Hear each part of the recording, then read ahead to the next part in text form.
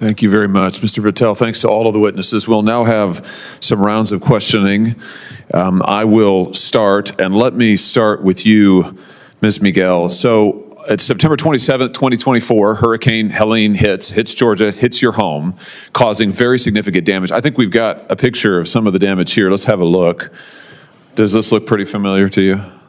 It does. It looks pretty severe. I mean, that's a massive tree right there in the front part of your home, and you're an Allstate policyholder. Is that correct? Correct. And Allstate sends out an adjuster. You said pretty quickly, just a moment ago. Is that about correct? 3 weeks after? Oh, well, that's not very quick. Okay, 3 weeks after.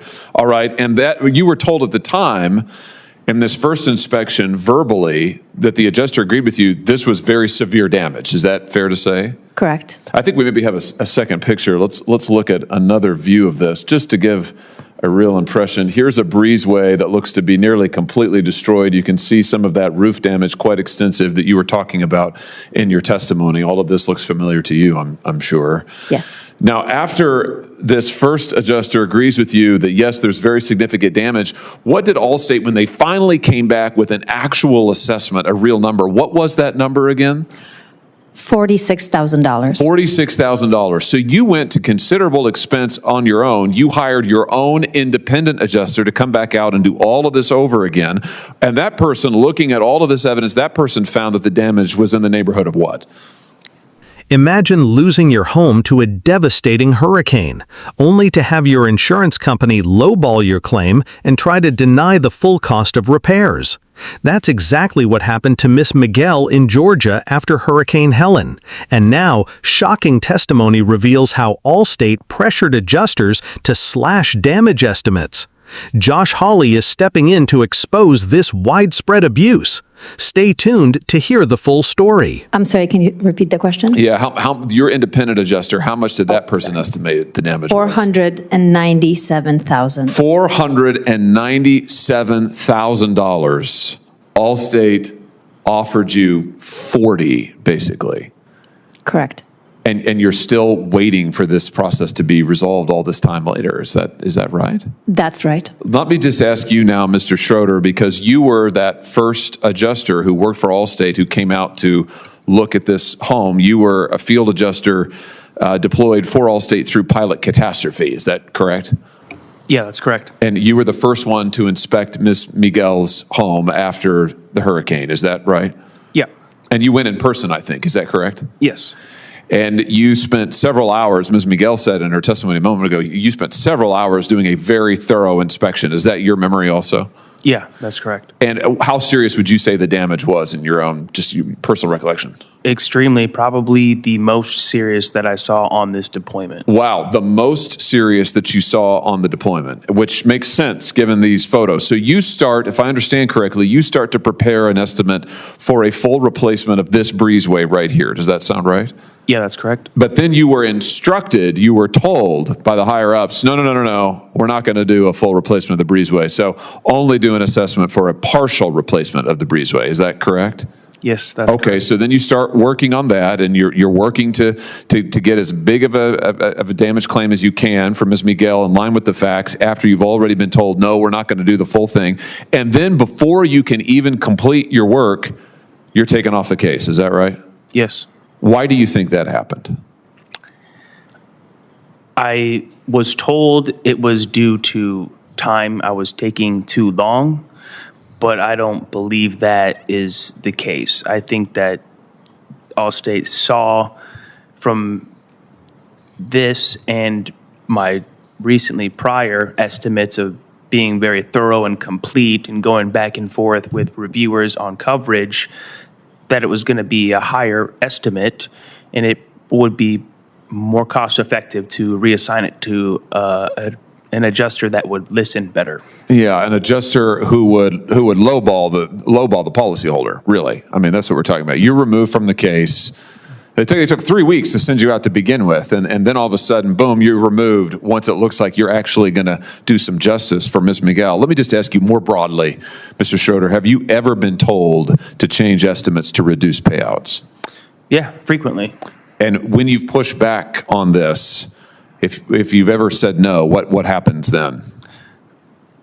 If I say no, then the claims typically get reassigned due to, they say, either lack of compliance or other reasons, like I'm taking too long.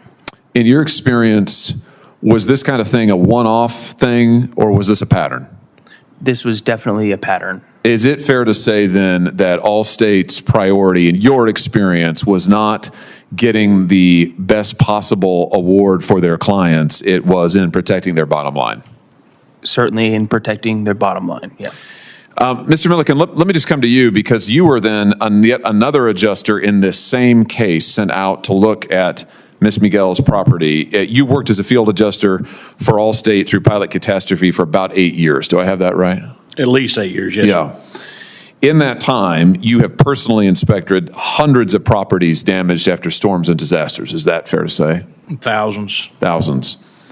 And you're trained to determine the extent and cause of the damage and how much it costs to repair it. Is that fair to say? Yes, sir. All right. So let me just ask you about Ms. Miguel's claim. You were assigned to re-inspect her home. Is that right? Yes, sir.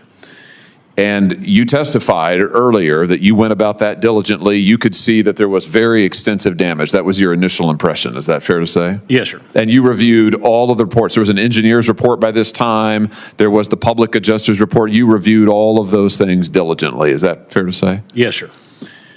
When you submitted your report to Allstate recommending several $100,000 worth of payments to Ms. Miguel and her husband, what happened then?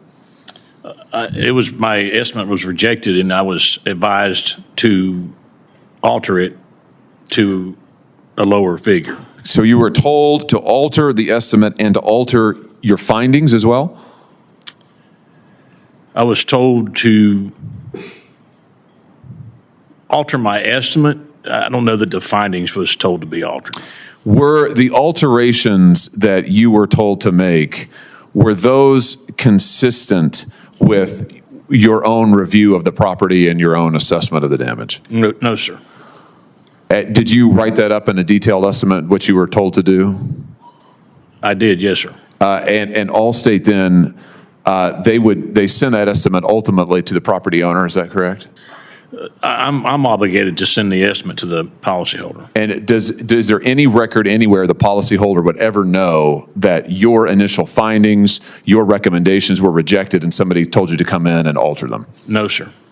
Let me just ask you more broadly. Have you ever been told in other cases with Allstate to alter or delete your findings? Absolutely. In fact, you testified just a second ago, I think, that you were frequently asked to alter factual findings, delete material, and sometimes include items that were false. Did I hear you correctly when you said that? Yes, sir. In the overwhelming majority of cases where you were asked to do something like this, did that cause the estimate to the policyholder to go up or to go down? To go down. What is your assessment of what Allstate's ultimate goal here is? Is it to pay out the policy according to the terms of the policy to the best extent they can, or is it to protect their bottom line and to use you and your report as necessary to meet that end, to make sure they make as much money as possible? 100% to use me to enable them to make as much money as possible. And you would say that this is a pattern. This isn't just something that happened one time like in Miss Miguel's case. You've been doing this for a long time, and you've observed this to be a pattern with Allstate and in the industry. I have, yes, sir. Thank you for your testimony. Senator Kim. When a hurricane or natural disaster strikes, homeowners face the overwhelming challenge of repairing damaged property and rebuilding their lives. Insurance is supposed to be the safety net that helps cover these enormous costs. But as Miss Miguel's experience tragically shows, many insurance companies, including major players like Allstate, may prioritize profits over people.